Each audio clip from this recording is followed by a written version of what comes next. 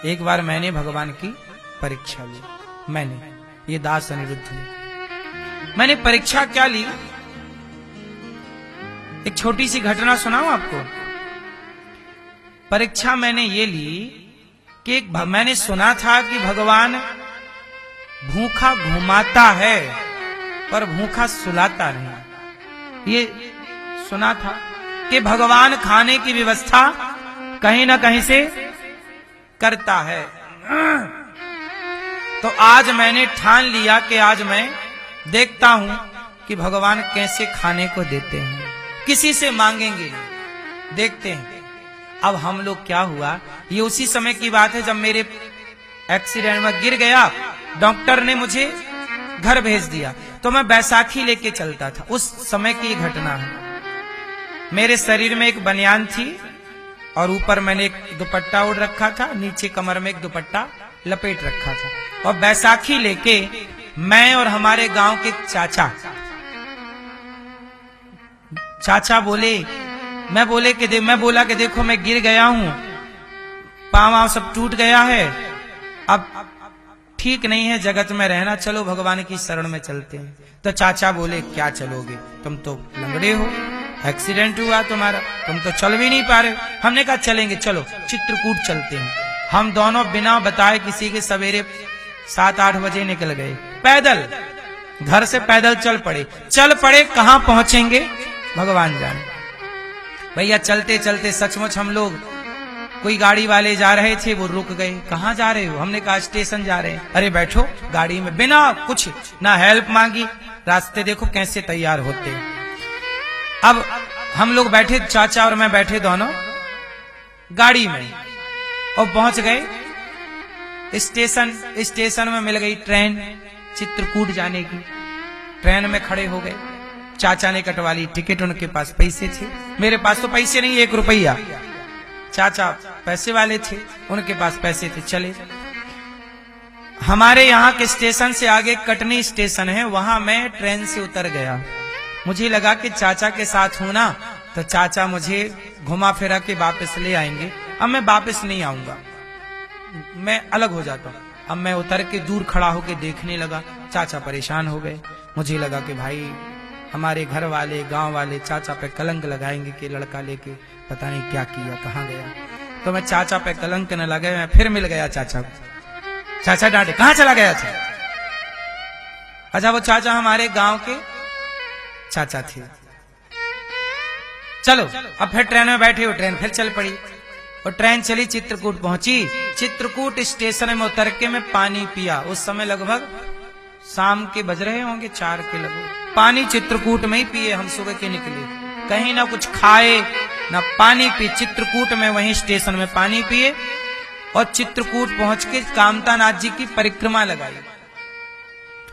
और अभी तक हम, भूख कड़ाके की लग रही थी, पर हमने किसी से कहा नहीं। आज तो संकल्प था कि ये देंगे, कैसे देते हैं देखते हैं कि कैसे ये देते हैं, कैसे इनकी देनगी है, इनकी देनगी कैसे, ये भी तो देखना चाहिए। तो हम लोग चले, एक आश्रम में पहुंचे, रात के लगभग 9 बज रहे थे। तो वहां एक प्रोग्राम चल रहा था रात का, कोई भजन कीर्तन का आश्रमों में चलते रहते हैं। तो हम लोग प्रोग्राम में बैठे और जब प्रोग्राम से उठ गए, अच्छा जब हम लोग पहुंचे ना, उस समय पंगत हो चुकी थी। पंगत मतलब साधुओं के यहाँ भोजन को पंगत बोलते। पंगत हो गई, पंगत के बाद किसी को कुछ नहीं मिलेगा, ये संतों का नियम है, आश्रमों का नियम होता है। पंगत हो गई, तुम टाइम से आओ तो खाओ, लेट हो गए तो फिर कुछ नहीं मिलेगा, क्योंकि साधु है, कोई तुम्हें दिन भर थोड़ी बना के खवाता रहेगा। साधुओं के आश्रम में साधु ही बनाते खिलाते हैं। हम आश्रम में, साधु के आश्रम में पहुंचे और वहां पे भैया सब पंगत हो चुकी थी और हम लोग सोने के लिए वहीं पे, पंखा था खुला, गर्मी का टाइम था, तो खुले पे मैं अपना दुपट्टा जो ओढ़ा था वो बिछा लिया, जो लपेटा था वो ओढ़ लिया। और हम चाचा और हम दोनों आज सवेरे से कुछ भी नहीं खाए, एक पानी पिए हैं चित्रकूट में जरा सा बस, और लेट गए हम। और सोचिए जब हम लेट गए तब हम चाचा की तरफ देखे, चाचा बोले अन्नू भूख लगी है।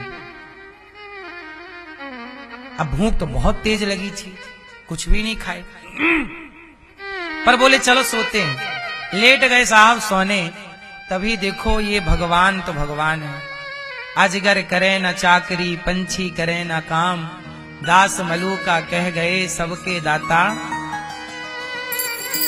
एक साधु जी आ गए, जब हम लोग बिस्तर पर, मतलब बिस्तर नहीं था, ऐसे जमीन थी, लेट गए तो साधु आए। साधु जी, क्यों बालक, बहुत प्रसादी पाई ब्यारू की? हमने कहा महाराज नहीं की। अच्छा भैया, उन्होंने इतनी साग बुलवाई और पत्तल में पूड़ी बुलवाई। रात को जब हम लोग लेट गए तब उनके मुंह से आवाज आई कि भूख लगी, कुछ खाओगे? हम समझ गए कि ये खाओगे ये नहीं बोल रहे हैं, भगवान कह रहे हैं कि भाई इन्हें जाके कुछ दो। प्रेरणा उनकी हुई, वरना ये तो हमें पहले भी मिले थे, ये तो पहले भी हमें देख चुके हैं कि हम यहां हैं। तब तो नहीं बोला इन्होंने कि खाओगे, अब बोल रहे हैं खाओगे। वो पूड़ी लाए, साग लाए, तो हम साग और पूड़ी चाचा और हम दोनों फिर खाए पेट भर के, और खा के सोए, और सवेरे फिर नहा धो के फिर कामता नाची की फिर परिक्रमा की। तो कहने का अर्थ ये हुआ कि जब आप ईश्वर के आश्रित रहते हैं तो जिम्मेदारी इनकी ही हो जाती है। और मैं तब से आज तक यदि कुछ खा रहा हूं तो इनकी ही रोटियां खा रहा हूं, मेरा अपना कुछ नहीं। यही खिला पिला रहे हैं, यही जिला रहे हैं, यही सांसें दे रहे हैं। ये आज हमसे सांसें छीन लें तो हम इनसे छुड़ा के थोड़ी ले आएंगे कि लौटाओ। क्यों? चलना तो हमें सारी जिंदगी इन्हीं की मर्जी से है, जगन्नाथ जी की मर्जी से। तो जब इन्हीं की मर्जी से सब चलना है और हो रहा, तो हम अपनी मर्जी चलाएं क्यों? हम तो न्यूट्रल हैं, हम तो कुछ कहते ही नहीं। जो ये कहते हैं, जो ये चाहते हैं, वो हम करते हैं। हम तो इनके पीछे की पुतली हैं। जैसे नचाएंगे सबही नचावत राम गुसाई, जैसे नचाएंगे वैसे वैसे हम तो नाचने वाले हैं, नचाने वाले कोई और हैं। बस ये आत्मसमर्पण तब का मेरा आज तक है। तब से मैं समझ गया प्रभु आप सबका ख्याल रखते हो, आपके राज्य में कोई भूखा नहीं सो सकता। मैं इस बात का गवाह हूं कि दिन भर भूखा रह सकता है कोई, लेकिन कोई भूखा सो नहीं सकता। भगवान कहीं से कहीं ना कहीं व्यवस्था 24 घंटे में एक बार तुम्हें ईश्वर देंगे ही देंगे। बोलो हाँ, ये मैं इस बात का गवाह हूं। और मैं परीक्षा ही लेके चला था, देखेंगे, और दिया इन्होंने तब से। इसलिए कहता हूं आप लोग भी भगवान पे यूं ही भरोसा मत देखो, भगवान पे तो वैसे यूं ही भरोसा कर लेना चाहिए। फिर भी यदि मेरी बातों पे, शास्त्रों पे, गुरुजनों पे, साधु संतों पे कोई डाउट्स हैं तो कोई बात नहीं, आप भी पहले ईश्वर पे भरोसा करिए। आप भी परीक्षा ले लो, तुम्हारे परीक्षण में खरा उतरे कन्हैया तो ठीक है, हम तेरे, और नहीं खरा उतरे तो कोई बात नहीं, आपके रास्ते अलग, भगवान के रास्ते अलग, क्या दिक्कत है। पहले इस्तेमाल करो फिर विश्वास करो।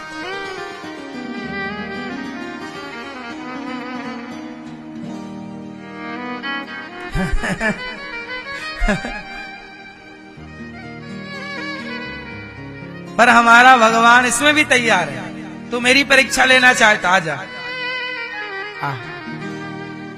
यदि आपको भगवान की परीक्षा लेनी है तो हमारे भगवान इतने दयालु हैं कि तुम्हें परीक्षा भी दे देंगे। ले भैया ले ले मेरी परीक्षा। भगवान के जितना देखो, मेरी बात पे भरोसा करके भगवान पे भरोसा करना है तो एक रास्ता ये है कि आप डायरेक्ट कर लो।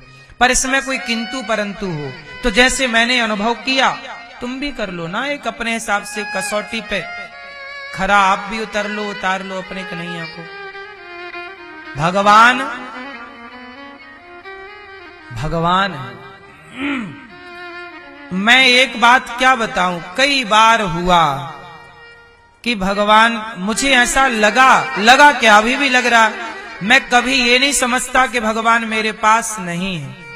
सदा यही समझता हूं कि भगवान मेरे साथ है। तू अकेला नाही प्यारे राम तेरे। मैं क्यों कहूं वो कौन सी घड़ी, कौन सा क्षण है जहां भगवान मेरे साथ ना हो और जहां भगवान आपके साथ ना हो। देखो भगवान 24 घंटे सबके साथ रहते हैं। कोई समझ लेता है, कोई समझ नहीं पाता। भगवान, हम आपको ये सब बता रहे हैं, ये भी भगवान देख रहे हैं और सुन रहे हैं कि ये क्या बता रहा है। आप सुन रहे हैं, कैसे सुन रहे हैं, ये भी भगवान देख रहे हैं और समझ रहे हैं। आपकी कोई भी सांस, कोई भी हरकत, यहां तक कि आपका दिल धड़क रहा है, ये भी ईश्वर उसकी आवाज सुन रहे हैं। आपके भीतर क्या गतिविधि चल रही है अभी, वो भी भगवान समझ रहे हैं। बाहर का तो छोड़ ही दो, आप क्या सोच रहे हैं अभी वर्तमान में, ये भी भगवान देख रहे हैं। क्या छिपा है। चींटी भी अपने पांव में घुंघरू बांधे, चींटी का पांव कितना बड़ा होता है, उसके पांव में घुंघरू बांधे जाएंगे तो कितने बड़े बड़े होंगे। वो घुंघरू बांध कर चींटी भी यदि नाचती है ना, तो हमारे भगवान को सुनाई पड़ जाता है। ऐसे भगवान सहस्त्र शीर्षा पुरुषा सहस्त्राक्षः सहस्त्रपातु, बिनु पग चलहि सुनहि बिनु काना, कर बिनु कर्म करहि विधि नाना। इसलिए भगवान